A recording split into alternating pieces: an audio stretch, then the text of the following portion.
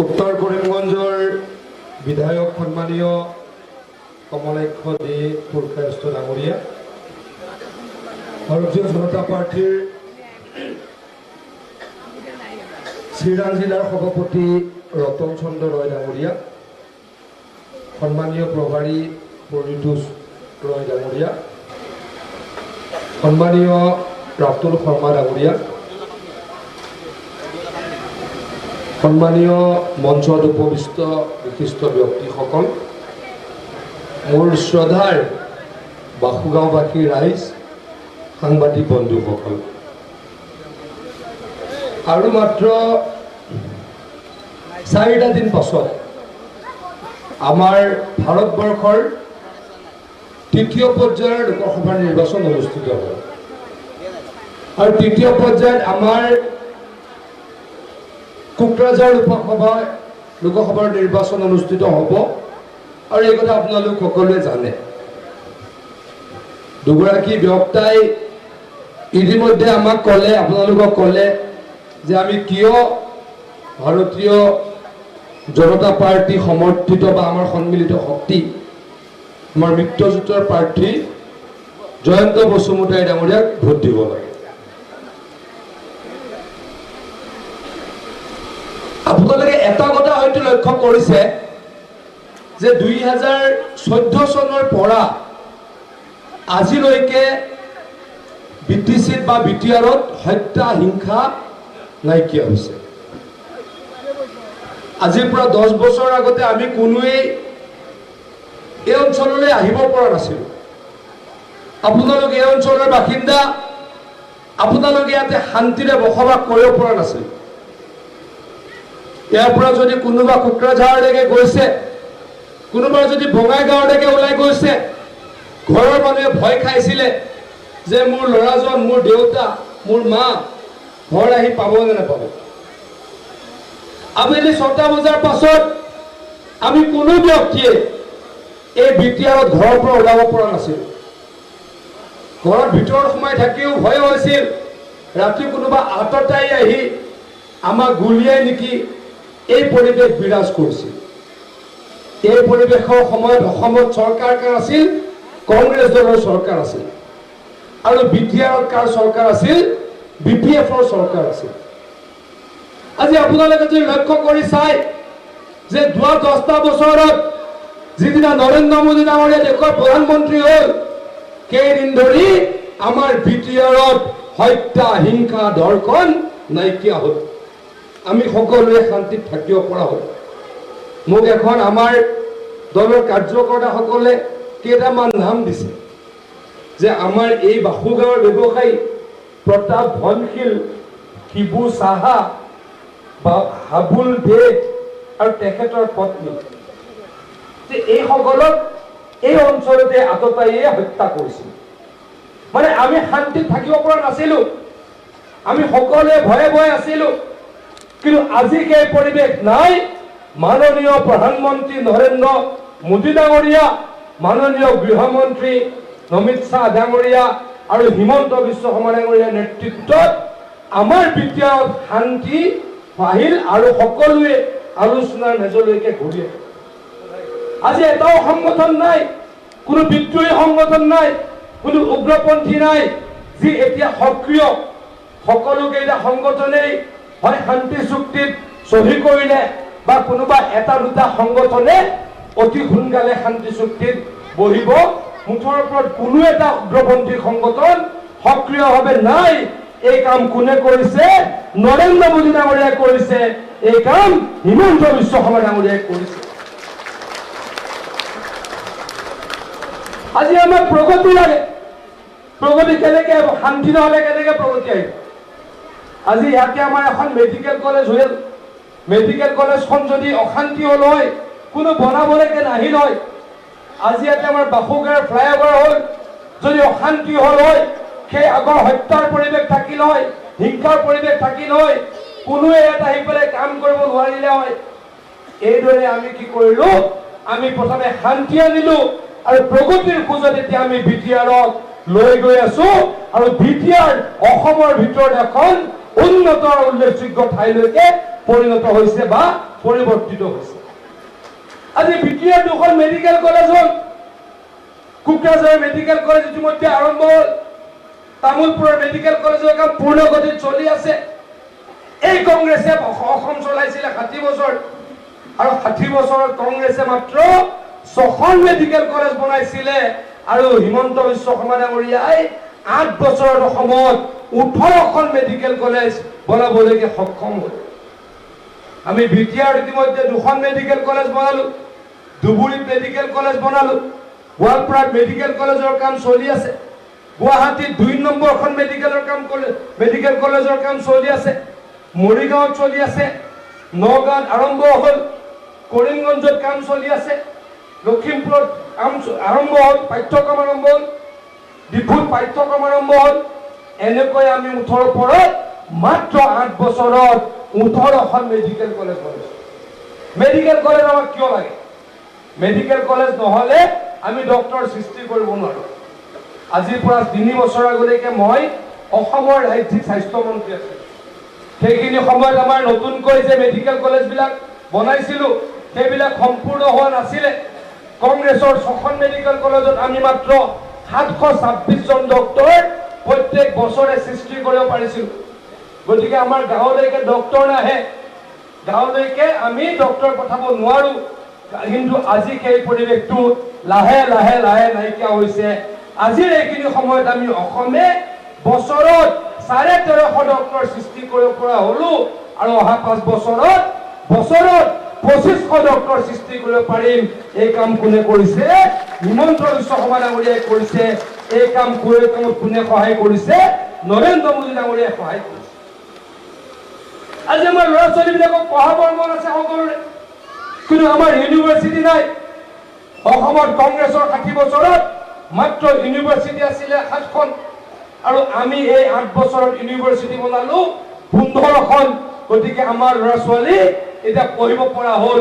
এই কাম কিয় কৰিছো? যদি পঢ়া শুনা আমি কৰিব নোৱাৰো, আমি প্ৰতিষ্ঠা লাভ কৰিব নোৱাৰো। প্ৰতিষ্ঠা লাভ নকৰিলে ঘৰখনৰ ভাল নহয়, জাতিটোৰ ভাল নহয়, দেশখনৰ ভাল নহয়, ৰাজ্যখনৰ ভাল নহয়। সেইকাৰণে আমি পঢ়িব লাগিব। পঢ়িবৰ কাৰণে কলেজ বনাব লাগিব, স্কুল বনাব লাগিব, ইউনিভাৰ্চিটি বনাব লাগিব। এই কামবিলাক আমি কৰিছো। আজিৰ পৰা 8 বছৰ আগত অসমৰ ৰাস্তা পথৰ অৱস্থা কেনেকুৱা আছে?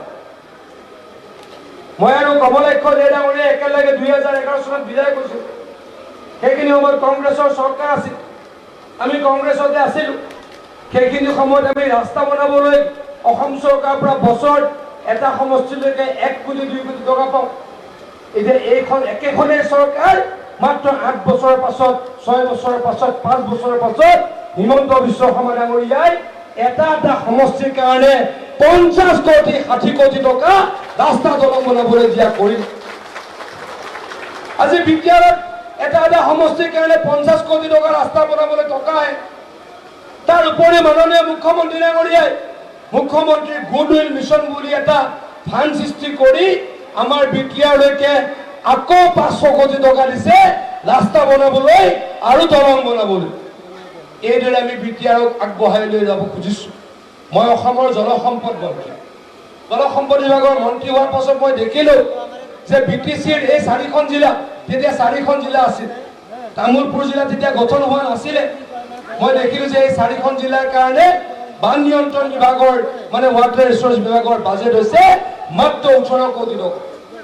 আৰু মই উপলব্ধি কৰিলো যে 18 কোটি টকাৰে এই প্ৰকাণ্ড বিটিআৰৰ বানপানী সমস্যা সমাধান কৰিব নোৱাৰি।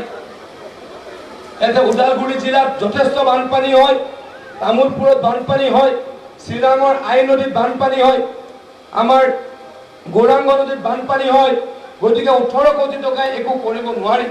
মই এনেকৈ উপলব্ধি কৰিলো, যদি মোক গুৱাহাটীত কোনোবা সাংবাদিকে প্ৰশ্ন কৰে ওদালগুৰিৰ বানপানীৰ কথা, শ্ৰীৰাঙৰ বানপানীৰ কথা, মইতো এনেকৈ ক'ব নোৱাৰো যে এই বানপানীৰ দায়িত্ব প্ৰমোদ বড়ো ডাঙৰীয়াৰ, গতিকে মোৰ ইয়াত ক'ব লগা নাই। এই কথা মই ক'ব নোৱাৰো। সেইকাৰণে মই কিয় কৰিলো? নিয়ম ভংগ কৰি, মই আকৌ কৈছো নিয়ম ভংগ কৰি যোৱা 3 বছৰ বিটিআৰলৈকে 450 কোটি টকা আমি মথাউৰি আৰু গৰাখহনীয়া ৰোধৰ কাৰণে দিবলৈকে সক্ষম হৈছো। আপোনালোকৰ সমষ্টিৰ আমাৰ আই নদীত আই নদীত আমি 125 কোটি টকা আনি আমি গোটেই আই নদীৰ গৰাখহনীয়া ৰোধ কৰিবলৈকে সক্ষম হৈছোঁ। এইখিনি টকা আচলতে আমি অসম চৰকাৰে দিব নালাগে। আমাৰ নিয়মটো BTR চুক্তিৰ নিয়মটো যে কি, আমি অসম চৰকাৰে ডিৰেক্টলি আমি BTRলৈকে পইচা পঠাই দিওঁ, কেন্দ্ৰীয় চৰকাৰে ডাইৰেক্টলি BTRলৈকে টকা পঠাই দিয়ে। গতিকে অসমৰ অন্য ডিপাৰ্টমেণ্টবিলাকে আমি অসমৰ বেলেগ জিলাত কৰা নিচিনাকৈ 6 শিডিউল জিলাত কৰিব নোৱাৰোঁ। মানে আমি BTRত কৰিব নোৱাৰোঁ, আমি কাৰ্বি আংলঙত কৰিব নোৱাৰোঁ, আমি হাফলঙত কৰিব নোৱাৰোঁ, ডিমা হাছাওত কৰিব নোৱাৰোঁ। কিন্তু মই উপলব্ধি কৰিলোঁ এনেকৈ নহ'ব, এনেকৈ অসমখনক আমি ভাগ ভাগ কৰিব নোৱাৰোঁ। সেইকাৰণে আকৌ কৈছোঁ, মই নিয়ম ভংগ কৰি 450 কোটি টকা আপোনালোকৰ BTRলৈকে দিছোঁ। বানপানী নাইকিয়া কৰিবলৈ আৰু দিম, মই আপোনালোকক প্ৰতিশ্ৰুতি দিছোঁ। সদায় এইখিনি সময়ত আমাৰ চৰকাৰে কি দিব? এইখিনি সময়ত আমাৰ চৰকাৰে অসমৰ 52 লাখ মানুহক বিনামূলীয়া চাউল দিছোঁ। 52 লাখ মানুহ নহয়, 52 লাখ পৰিয়ালক বিনামূলীয়া চাউল দিছোঁ। কংগ্ৰেছৰ বিনামূলীয়া চাউল দিছিল নেকি কওক? কংগ্ৰেছৰ লগত কোন আছিলে? BPF আছিলে নাই কওক? মানে কংগ্ৰেছেও ৰাইজক ঠগিলে আৰু BPFে BTR ৰাইজক দাম ঠগন দিলে। আমি ৰাইজক বিনামূলীয়া চাউল দিয়া আৰম্ভ কৰিম। যিসকল মানুহে ৰেচন কাৰ্ড পায় তেওঁলোকক আমি কি দিয়া আৰম্ভ কৰিলোঁ? আয়ুষ্মান কাৰ্ড দিয়া আৰম্ভ কৰিলোঁ। আজি অসমৰ প্ৰত্যেকগৰাকী ব্যক্তিৰ হাতত এটা ডাঙৰ শক্তি আছে, সেইটো হৈছে আয়ুষ্মান অসমৰ কাৰ্ড।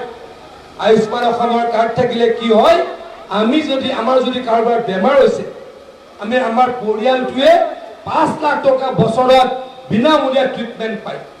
আৰু 52 লাখ পৰিয়ালৰ হাতত এই কাৰ্ডখন আছে। এই কামটো কোনে কৰিছে? হিমন্ত বিশ্ব শৰ্মা ডাঙৰীয়াই কৰিছে। কাৰ কাৰণে কৰিছে? অসমৰ ৰাইজৰ কাৰণে কৰিছে। আজি আপোনালোকে অলপ মনত পেলাই চাওকচোন, এই বাসুগাঁও টাউনত আগতে ইন্দিৰা আৱাস যোজনা ঘৰ আহিছিল নেকি? নাহিছিল। কিয় নাহিছিলে? কংগ্ৰেছ চৰকাৰ, তেতিয়া কংগ্ৰেছ চৰকাৰ ইন্দিৰা আৱাস যোজনা আছিল। ঘৰৰ নামত ঘৰবিলাক নহৈছিল। আপোনালোকে হয়তো টাউনৰ মানুহে ইমান নাজানিব, কিন্তু য'ত গাঁৱত ঘৰ আছিল ঘৰবিলাকো ঠিকাদাৰে বনাইছিল। ইন্দিৰা আৱাস যোজনাৰ নামত ঘৰবিলাক ঠিকাদাৰে বনাইছিল। BDOৰ একাউণ্টত টকা আহিছিল আৰু ঘৰবিলাক নষ্ট হৈ গৈছিল। ৭৫,০০০ টকা সেইখিনি সময়ত ঘৰ বনোৱাৰ কাৰণে টকা আহিছিলে। টকাটো আকৌ কৈছোঁ BDOৰ একাউণ্টত আহিছিলে। সেইকাৰণে BDOয়ে ঠিকাদাৰক দিছিলে। কোনোবা MLAও টকা খাইছিলে, পঞ্চায়তৰ টকা খাইছিলে। ৭৫,০০০ টকাৰ ঠাইত মাত্ৰ ৪০-৪৫,০০০ টকাৰ ঘৰটো বনিছিল। এইদৰে অসমত কংগ্ৰেছ আৰু BPFে লুটপাট কৰিছিল, লুটৰাজ কৰিছিল। কিন্তু নৰেন্দ্ৰ মোদী ডাঙৰীয়াই কি কৰিলে? গাঁৱত কি কৰিলে? ১.৫ লাখ টকা দিলে। আৰু ঘৰবিলাক কোনে বনোৱা হ'ল? গৃহস্থই বনাব পৰা হ'ল, হিতাধিকাৰীয়ে ঘৰ বনাব পৰা হ'ল। টাউনত কংগ্ৰেছ চৰকাৰে ঘৰ দিয়া নাছিলে, কিন্তু নৰেন্দ্ৰ মোদী ডাঙৰীয়াই টাউনতো ঘৰ দিয়া আৰম্ভ কৰিলে। আপোনালোকৰ ইয়াতো 2 লাখ টকা দি প্ৰধানমন্ত্ৰী আৱাস যোজনাৰ ঘৰ বনোৱা আৰম্ভ কৰিলে। গতিকে সকলোৱে নৰেন্দ্ৰ মোদী ডাঙৰীয়াক সহায় কৰক, আশীৰ্বাদ কৰক, মই অনুৰোধ কৰিছোঁ। নৰেন্দ্ৰ মোদী ডাঙৰীয়া তৃতীয়বাৰৰ কাৰণে প্ৰধানমন্ত্ৰী হ'বই। কমলাক্ষ দেৱপ্ৰকাশ ডাঙৰীয়াই কৈছে, কোন জিকিব এতিয়া হিচাপ হোৱা নাই, 400 পাব নাপাব সেইটোৱে হিচাপ হৈছে। গতিকে নৰেন্দ্ৰ মোদী ডাঙৰীয়া প্ৰধানমন্ত্ৰী হ'বই। আমি মাত্ৰ কি কৰিব লাগে? তাত অংশগ্ৰহণ কৰিব লাগে। অসমৰ আমি 14টা চিটৰ ভিতৰত মিনিমাম অতি কমেও 13টা চিটত জিকি নৰেন্দ্ৰ মোদী ডাঙৰীয়াৰ হাত শক্তিশালী কৰিব লাগে। এই নৰেন্দ্ৰ মোদী ডাঙৰীয়াৰ নেতৃত্বত আমাৰ দেশৰ অৰ্থনীতি 11 নম্বৰৰ পৰা 5 নম্বৰ হ'ল। এতিয়া সমগ্ৰ পৃথিৱীয়ে ভাৰতক সমীৰ কৰে, ভাৰতক সন্মান কৰে। নৰেন্দ্ৰ মোদী ডাঙৰীয়াৰ নেতৃত্বত G20 সন্মিলন ভাৰতত হয় আৰু আমেৰিকাৰ ৰাষ্ট্ৰপতি আহে, ইংলেণ্ডৰ প্ৰধানমন্ত্ৰী আহে, জাৰ্মানীৰ চেঞ্চেলৰ আহে, পৃথিৱীৰ নেতাসকল আহি মহাত্মা গান্ধীৰ আমাৰ ৰাজঘাটত গৈ সন্মান প্ৰদৰ্শন কৰে। গতিকে এই পৰিৱেশটো আগতে নাছিলে, কংগ্ৰেছে এই পৰিৱেশটো কৰিব পৰা নাছিলে। কংগ্ৰেছৰ দিনত অকল হৈছিলে কি? কেলেংকাৰী 2G কেলেংকাৰী, 4G কেলেংকাৰী, কয়লা কেলেংকাৰী, কমনৱেলথ গেমছ কেলেংকাৰী, সকলোতে কেলেংকাৰী। আৰু সেইখিনি সময়ত ইয়াতে হৈছিলে কি অসমত আছিলে সূতা কম্বল দিয়া চৰকাৰ আৰু ইয়াতে আছিলে সূতা কম্বলৰ অৰ্ডাৰ দিয়া চৰকাৰ আপোনালোকে চাগে দেখিছিলে সেইখিনি সময়ত হাগ্ৰামা মহিলাই ডাঙৰীয়াই লেটাৰ পেডত লিখি পেলাই আঁঠুৱাৰ অৰ্ডাৰ দিছিল সূতা কম্বলৰ অৰ্ডাৰ দিছিল পৃথিৱীত এনেকুৱা ক'তো হ'ব নোৱাৰে পৃথিৱীত ক'তো হ'ব নোৱাৰে অকল জংগল ৰাস্তাকে এনেকুৱা হ'ব পাৰে সমগ্ৰ ভাৰতবৰ্ষত পৃথিৱীত কি হয় টেণ্ডাৰ হয় টেণ্ডাৰত যোনে L1 হয় সি কামৰ ঠিকা পায় ইভালুৱেশ্যন হয় আৰু অফিচাৰে টেণ্ডাৰ পেপাৰত আমাৰ অৰ্ডাৰ পেপাৰত অফিচাৰে চহী কৰে কিন্তু ইয়াতে কোনো নীতি নিয়ম নাছিলে হাগ্ৰামা মহিলাৰ নীতি নিয়ম নামানিছিলে হাগ্ৰামা মহিলাই ডাঙৰীয়াই নিজৰ লেটাৰ পেডত নিজে অৰ্ডাৰ দিছিল অকলে বিটিআৰত হৈছিল অকতো হ'ব পৰা নাছিল তাৰ কাৰণে কোন দায়ী বিপিএফ দাৰী হাহাকাৰ পৰিৱেশ আছিলে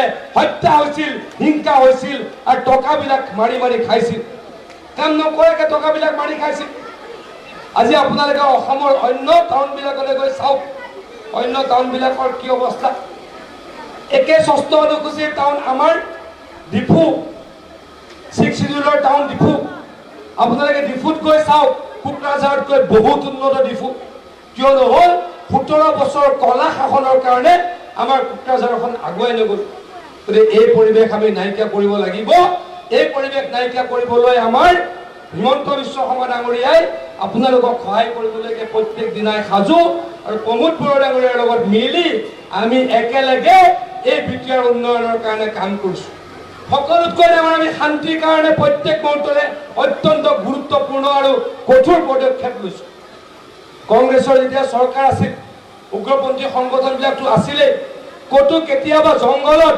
বন্দুক ওলোৱা দেখিছিল নেকি যোৱা 2 বছৰ কিমান বন্দুক ওলাল জংঘলত পুতি থোৱা মাটিত পুতি থোৱা কিমান বন্দুক ওলাল কিমান AK-47 ওলাল এইবিলাক যদি আমি নধৰিলোঁ হয় আমাৰ পুলিচ প্ৰশাসনে যদি এইবিলাক উদ্ধাৰ নকৰিলে হয় আৰু হত্যা হ'ল হয় আৰু হিংসা হ'ল হয় হিমন্ত বিশ্ব শৰ্মা ডাঙৰীয়াই ইয়াক কৰিব নিদিয়ে আৰু নিদিওঁ আপোনালোকক প্ৰতিশ্ৰুতি দিছোঁ শ্ৰদ্ধা ৰাইজ মই আপোনালোকক অনুৰোধ কৰিব খোজোঁ আপোনালোকে এটা ভোটো নষ্ট নকৰাকৈ যাতে আমাৰ মিত্ৰজোঁটৰ প্ৰাৰ্থী জয়ন্ত বসুমতাৰীক জিকায় তেখেত আপোনালোকৰ বিধায়ক তেখেতে আপোনালোকৰ যিহেতু বিধায়ক আপোনালোকক নিশ্চয়কৈ মৰম কৰিব সকলোৱে যাতে তেখেতক ভোট দিয়ে আৰু যিখিনিয়ে আগতে যদি কোনোবাই ভাবিছিল আমি UPPA নকৰোঁ বিজেপি কৰোঁ হিমন্ত বিশ্ব শৰ্মা ডাঙৰীয়াৰ কাৰণে ট্ৰেক্টৰত ভোট দিয়ক মই আপোনালোকক অনুৰোধ কৰিছোঁ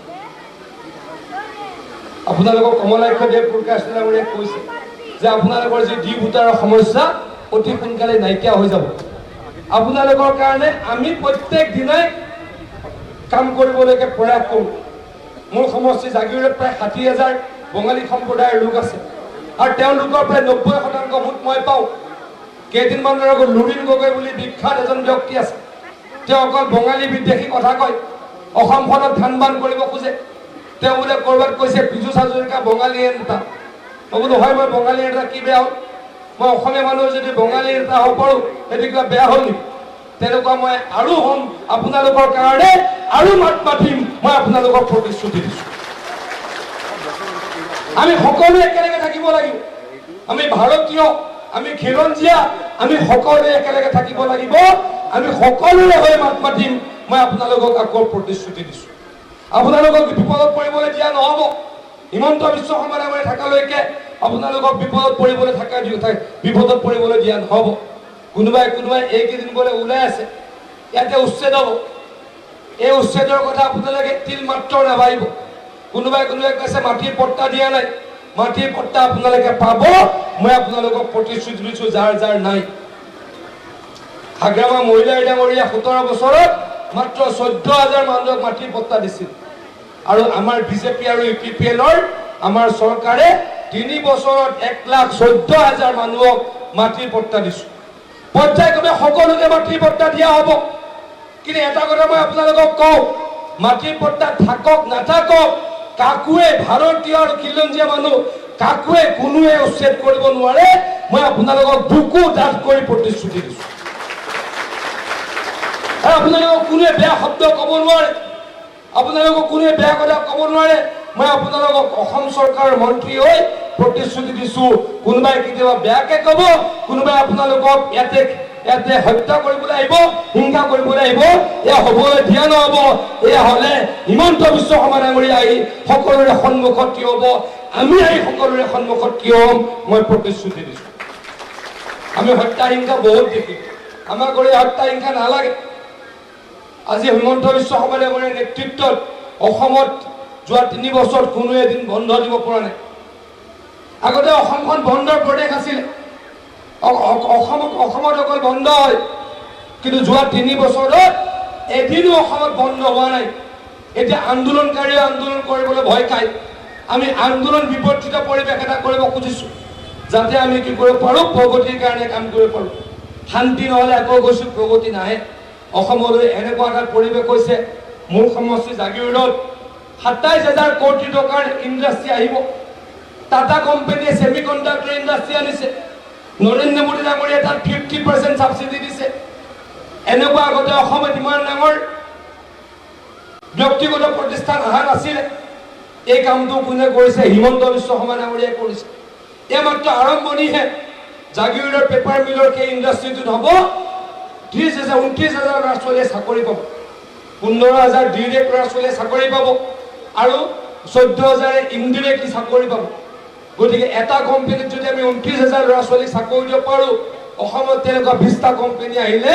অসমৰ নিবনুৱা সমস্যা সমাধান হৈ যাব গতিকে তাৰ কাৰণে কিন্তু আমাক কি লাগিব আন্দোলন বিবৰ্জিত পৰিৱেশ লাগিব হত্যাৰ হিংসাৰ পৰিৱেশ থাকিব নালাগিব তেতিয়াহে ইনভেষ্টমেণ্ট আহিব তেতিয়াহে ডাঙৰ ডাঙৰ কোম্পানীবিলাক অসমলৈ আহিব আৰু এই বাসুগাঁৱলৈ আহিব আৰু এই আমাৰ চিডলিলৈকে আহিব বা আমাৰ কোকৰাঝাৰলৈকে আহিব যে শ্ৰদ্ধাৰ ৰাইজ এই ক্ষেত্ৰত আমি কাম কৰিম কংগ্ৰেছৰ ভোট দিয়া মানে আকৌ হত্যা হিংসা বিপিএফক ভোট দিয়া মানে আকৌ হত্যা হিংসা নৰেন্দ্ৰ মোদীক ভোট দিয়া মানে নৰেন্দ্ৰ মোদীয়ে প্ৰগতি আনিব আৰু হিমন্ত বিশ্ব শৰ্মা ডাঙৰীয়াই অসমক আগুৱাই লৈ যাব এইদৰে আমি কাম কৰিছোঁ এইদৰে কাম কৰিম মহিলাসকলক আমি স্বাৱলম্বী কৰিব লাগিব মহিলাসকলক স্বাৱলম্বী কৰিবলৈ আমি অসমৰ 40 লাখ মহিলাক অহা 2 মাহৰ ভিতৰত 10,000 টকা দিয়াৰ ব্যৱস্থা কৰিম অহা বছৰ আপোনালোকক 25,000 টকা দিয়াৰ ব্যৱস্থা কৰিম যিসকল ল'ৰা ছোৱালীয়ে চাকৰি পোৱা নাই তেওঁলোকক আমি 2 লাখৰ পৰা 5 লাখ টকা দিম কাম কৰিবলৈ তাত 50% ছাবচিডি এইদৰে অসমত কোনো কাম কৰা নাছিলে যি ছোৱালীয়ে মেট্ৰিক পাছ কৰিব হায়াৰ ছেকেণ্ডেৰী পঢ়িব তেওঁলোকক আমি 10,000 টকাকৈ বছৰত দিম যি ছোৱালীয়ে হায়াৰ ছেকেণ্ডেৰী পাছ কৰি BA BSc পঢ়িব তেওঁলোকক বছৰত 12,500 টকা দিম আৰু যি ছোৱালীয়ে BA BSc পঢ়ি MA MSc BA BSc পাছ কৰি MA MSc পঢ়িব তেওঁলোকক বছৰত 25,000 টকা দিম আমি ছোৱালীক পঢ়াবই লাগিব ছোৱালী আমাৰ মা ছোৱালী আমাৰ ছোৱালী গতিকে আমি ছোৱালীক আগুৱাই লৈ যাবই লাগিব মোৰ মাক মই সন্মান দিবই লাগিব মোৰ পত্নীক মই সন্মান দিবই লাগিব মোৰ ছোৱালীজনীক মৰম কৰিবই লাগিব মোৰ বাইদেউক মই সন্মান কৰিবই লাগিব মোৰ ভণ্টিক মই সন্মান কৰিবই লাগিব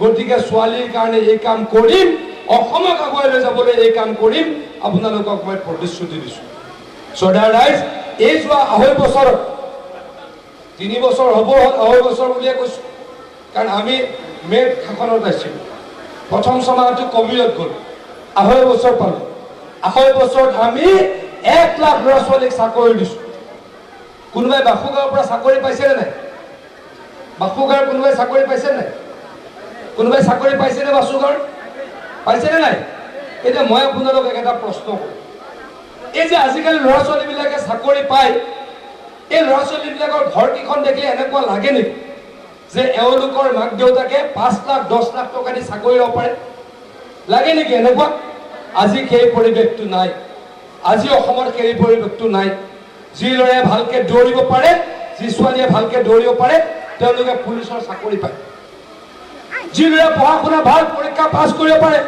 তেওঁলোকে 3rd গ্ৰেড 4th গ্ৰেড আৰু ACSৰ চাকৰি পায় এইখন অসমত ACS APSৰ চাকৰিৰ নামত 50 লাখ 70 লাখ টকা এটা চাকৰিৰ দাম উঠিছিল সেই পৰিৱেশ এতিয়া নাইকিয়া হৈ গ'ল আৰু সেই পৰিৱেশ নাইকিয়া কৰিম আৰু অহা 2 বছৰত 50,000 ল'ৰা ছোৱালীক আমি চাকৰি দিম আপোনালোকে যিবিলাক ল'ৰা ছোৱালীয়ে চাকৰি ল'ম বুলি ভাবি আছে তেওঁলোকে ভালদৰে পঢ়া শুনা কৰক আমি চাকৰিৰ কাৰণে অতি সোনকালে ইণ্টাৰভিউ আৰম্ভ কৰিম গতিকে শ্ৰদ্ধাৰ ৰাইজ আৰু দীঘলকৈ নকওঁ অনুৰোধ জনাইছো আপোনালোকে যাতে এটা ভোট ট্ৰেক্টৰৰ ছবিত দিব নিদিব কওক নে কোনোবাই নাঙলত দিব নেকি নাঙলত দিব নেকি নাঙল চিনি পায় নে ভাই নাঙলত নিদিয়েতো সকলে দিব ঠিক আছে সবাইকে ধন্যবাদ জানাই আমার ভাষণ এখানে সমাপ্ত করলাম ধন্যবাদ।